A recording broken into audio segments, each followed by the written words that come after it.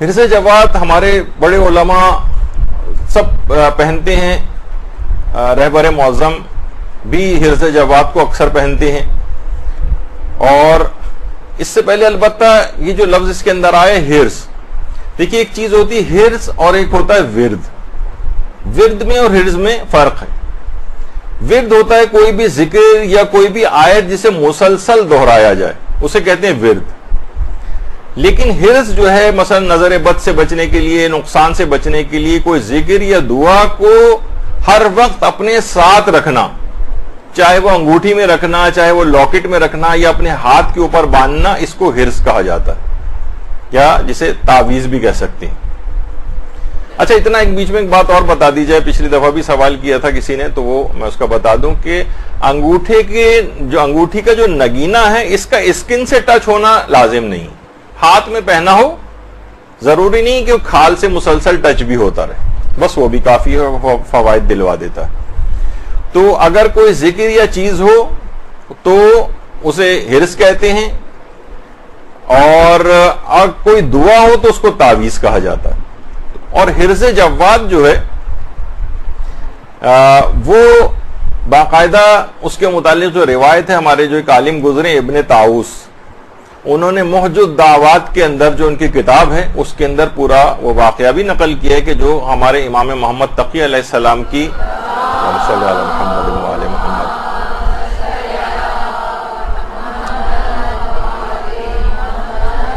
ان کی زوجہ جو کہ مامون کی بیٹی تھی اور امام کی دشمنی پر کمر بستہ تھی، اس نے مامون کے کان بھرے امام کے خلاف جا کر،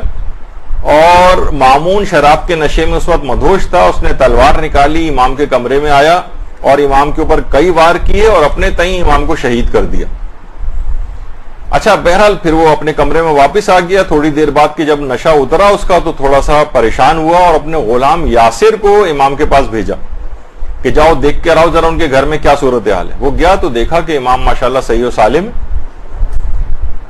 یاسر نے اللہم صلی علی محمد وعلی محمد،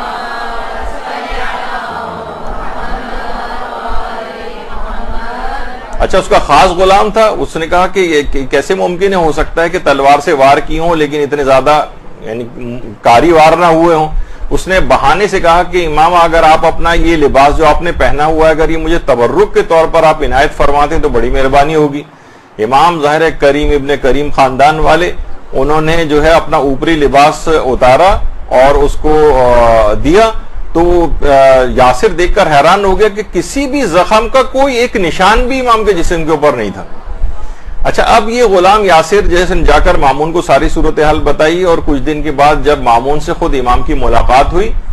تو امام علیہ السلام نے مامون کو بھی یہ بات بتائی کہ میرے پاس ایک حرز تھا کہ جس نے میری حفاظت کی تھی، اور یہی جو ہے حرز یہ اللہ کے نام ہے اس کے اندر.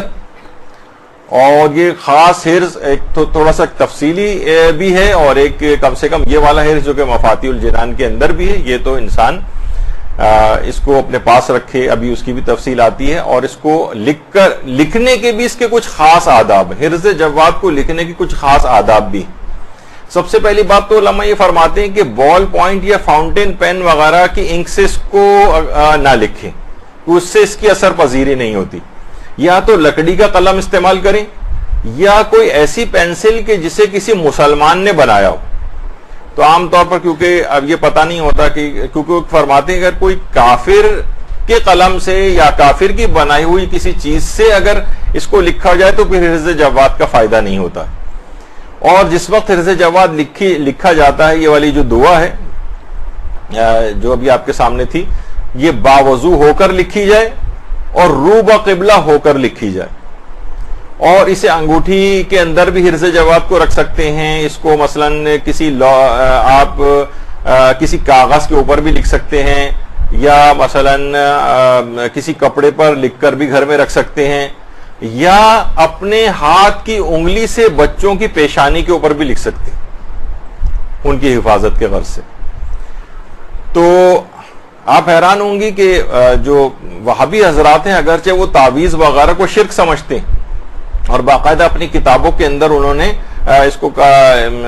لکھا ہے کہ جو مختلف قسم کے تعویذوں سے جو ہے مدد حاصل کرنا اور یہ سب کچھ شرک ہے، لیکن حرز امام جواد کو اور حرز امام علی ابن ابی طالب علیہ السلام کو وہابی حضرات بھی شرک نہیں سمجھتے، کہتے ہیں یہ شرک نہیں۔ تو بہرحال اور آقا خوئی نے باقاعدہ منہاج الصالحین میں لکھا ہے کہ حرز جواد کو سونے یا چاندی کے اوپر کندھا کروا کر یا اس کا ایک کیس بنوا کر اس کے اندر کسی کاغذ پر لکھ کر بھی گھر میں بھی رکھ سکتے ہیں اور اپنے جسم کے ساتھ بھی رکھ سکتے ہیں، بس البتہ وہ ضرور ہے کہ مرد اگر سونے کی انگوٹھی وغیرہ کے اندر اس کو ظاہر نہیں پہن سکتے تو مرد یہ والی احتیاط کریں، لیکن بہرحال کسی بھی سونے اور چاندی میں کندھا کروا کے کسی جگہ گھر میں رکھنا ہے اگر حرز جواد کو تو اس کے اندر رکھا جا سکتا ہے۔ اور آیت اللہ بہجت ظاہر لوگوں کو مختلف عملیات بتاتے تھے، تو ایک دفعہ خاتون نے آیت اللہ بہجت سے جو ہے یہ سوال دریافت کیا تھا کہ وہ سوتے سوتے ڈر جاتی۔ اچھا دیکھیے، ایک چیز ہوتی ہے عام طور پر بچوں میں جسے نائٹ ٹیررز کہتے ہیں، بچے ایک دم سے سوتے سوتے جو ڈر جاتے ہیں، کوئی آبویس وجہ بھی نہیں ہوتی، آپ اکثر انہیں جھنجھوڑتے ہیں لیکن وہ بیدار بھی نہیں ہوتے، بس روئے چلے جا رہے ہیں، نائٹ ٹیررز کہلاتے ہیں۔ شروع میں تو ذرا ہوتا ہے، جیسے جیسے بچے کی عمر بڑھتی جاتی ہے ویسے وہ خود بخود ٹھیک ہوتا جاتا ہے، لیکن وہ بعض اوقات بڑی پریشان کن صورتحال ہو جاتی ہے گھر والوں کے لیے۔ تو آیت اللہ بہجت نے اس عورت کو بتایا جو خواب میں اس طرح سے ڈر جاتی تھی، کہا کہ تم چاروں قل پابندی کے ساتھ تلاوت کیا کرو، خاص طور پر معوذتین سورہ فلق اور سورہ ناس کی جو ہے تلاوت خاص طور پہ کرو، اور پھر بھی اگر یہ تمہاری تکلیف رفع نہ ہو، یہ خواب میں ڈر جانے والی، تو پھر تم حرز جواد کو اپنے ہاتھ پر باندھو۔ یہ باقاعدہ آیت اللہ بہجت نے جو ہے یہ خاص طور پر اس چیز کے لیے بھی حرز جواد کو تاکید کیا۔ اور اسی طریقے سے حجت الاسلام فریضات جو ایک مشہور عالم دین ہے ایران میں، وہ آیت اللہ بہاؤالدینی کے متعلق یہ بات بتاتے ہیں جو بہت ہی عارف گزرے۔ وہ کہتے ہیں، خود آیت اللہ بہاؤالدینی فرماتے تھے کہ ایک شخص کے سر پر ایک بہت بڑا پتھر اس کے سر پر آ گرا، لیکن اس کو کوئی بھی نقصان نہیں ہوا۔ سب لوگ حیران رہ گئے، اتنا بڑا پتھر ایک بلندی سے کسی شخص کے سر پر آ کر گرے اور اسے خراش تک نہ آئے۔ معلوم چلا، تحقیق کی گئی تو حرز جواد اس شخص کے پاس نکلا۔ تو یہ اس طرح کی بہت ساری چیزوں سے بچانے والا بہت مجرب ہے۔ آیت اللہ بہاؤالدینی بھی بات بیان فرماتے تھے، اور آج بھی لوگ جو ہیں حرز جواد کو اس کو کر کے اپنی انگوٹھی کے اندر جو ہے وہ رکھواتے ہیں، باقاعدہ ایران سے یہ سب ملتی ہیں، اور علماء حضرات بھی اس کو جو ہے وہ پہنتے ہیں۔ ایران وغیرہ کے اندر تو یہ بہت کامن ہے، یہاں تو اتنا نہیں ملتی، لیکن اس کے اندر یہی ہوتا ہے کہ بعض اوقات حرز جواد لکھ کے سو فولڈ کر کے کسی بھی اس کیس وغیرہ کے اندر کر کے اپنے گلے میں بھی لٹکا سکتے ہیں اور گھر میں بھی کسی جگہ پر رکھ سکتے ہیں۔ تو اس کے اندر یہ سب چیزیں ہوتی ہیں۔ بعض اوقات انگوٹھی کے جو نگینہ ہے اس کے اندر بھی اس طرح کی چیزیں اور دعائیں وغیرہ عام طور پر رکھی جاتی ہیں۔ تو بہرحال آپ نے دیکھا کہ یہ رہبر معظم بھی اس کو جو ہے وہ پہنتے ہیں کیونکہ ان سب چیزوں کی بڑی تاکید ہے۔ اچھا، ایک بات اس میں اور بیان کر دی جائے، ہمارے یہاں عام طور پہ ہوتا ہے کوئی شخص بیمار وغیرہ ہوتا ہے تو اس کے ہاتھ سے یہ سب چیزیں ہسپتال والے بھی اتروا لیتے ہیں، اور گھر میں بھی کوئی ہوتا ہے اس کو اتروا لی جاتی ہیں، لیکن علماء حضرات جو ان چیزوں کی اہمیت سے واقف ہیں کہ بیماری کی حالت میں بھی یہ سب چیزیں بہت فائدہ پہنچاتی ہیں۔ آیت اللہ ہاشمی شاہرودی یہ جب بیمار ہوئے تھے تو اس وقت بھی ان کے ہاتھ میں اس طرح سے عقیق کی انگوٹھی رہا کرتی تھی۔ تو اور یہ سب چیزیں جو ہیں ان کے جو اثرات اور اس کے اعتبار سے رہبر معظم بھی مختلف قسم کی اہم ترین جو میٹنگز ہوتی ہیں اس کے اعتبار سے بھی نگینوں کا کچھ انتخاب کرتے ہیں، جو کچھ وہاں کے افراد ہیں ان کے وہ بتاتے ہیں۔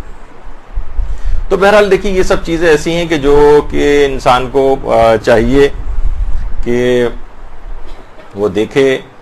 علماء کی سیرت کا۔ میں اس وجہ سے ان کے اندر اتنی تفصیل کے اندر بھی گیا کہ ہمارے ہاں آج کل ان چیزوں کا مذاق اڑائے جانے لگا ہے، ان کو کفر اور شرک سے تعبیر کیا جانے لگا ہے، کہا جاتا ہے کوئی خاص ان کی اہمیت نہیں ہے، بس ایک پہننا مستحب ہے، جیسے وہی خلیفہ ثانی والا جو جملہ تھا کہ پتھر تو کوئی فائدہ نقصان پہنچانے والا نہیں، بس رسول اللہ نے کیونکہ بوسہ دیا تھا اس وجہ سے میں تجھے بوسہ دے رہا ہوں، تو کہتے ہیں کہ جسٹ ایک سمپل مستحب ہے، باقی کوئی اس کے اثرات وغیرہ نہیں۔ تو اچھا اب دیکھیے، جیسے کہ میں نے پہلے بتایا تھا کہ رہبر خود ان مختلف قسم کے نگینوں کو پہنتے ہیں، اور پچھلی دفعہ بھی یہ بات آئی تھی کہ وہ کوئی معاذ اللہ ایک سادہ طبیعت کے شخص ہے، اور یہ نہیں کہ وہ معاذ اللہ کوئی شو بازی وغیرہ کے اندر جس طریقے سے عام طور پر خواتین کو مختلف انگوٹھیاں جمع کرنے کا شوق ہوتا ہے اس طرح سے کوئی کریں گے، بعید ہیں ان کی شخصیت سے. تو یہ تمام چیزیں کیا ہیں، سب کے فوائد ہیں، ان سب کے لیے روایات آئی ہیں. اور علماء کی ایک سیرت اور بھی ہوتی ہے جو کہ ہم، وہ ظاہر ہے کہ وہ تو اپنے آپ کو اس کو ظاہر نہیں کرتے، کہ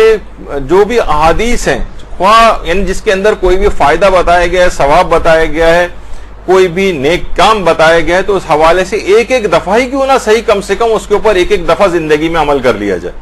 تاکہ روحانیت کے وہ تمام پہلو ہر لحاظ سے مکمل ہو جائیں. کہ جو مثلا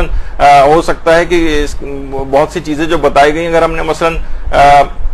نہیں پہنی تو وہ آثار، برکات اور فوائد اس سے بھی گویا محروم ہو گئے، اور حدیث کے اس حکم پر بھی عمل نہیں ہوا جو کہ اس میں بیان کی گئی تھی بات. تو اسی طریقے سے ظاہر ہے وہ عقیق قرمز بھی پہنتے ہیں، عقیق زرد بھی پہنتے ہیں، اور یہ جو در نجف پہنتے ہیں، حدید سینی پہنتے ہیں، فیروزہ پہنتے ہیں، یاقوت پہنتے ہیں. اس کے علاوہ ایک اور عقیق بھی ہے جسے عقیق شرف الشمس کہا جاتا ہے. برحمتک یا ارحم الراحمین وصلی اللہ علی محمد وآلہ الطاہرین.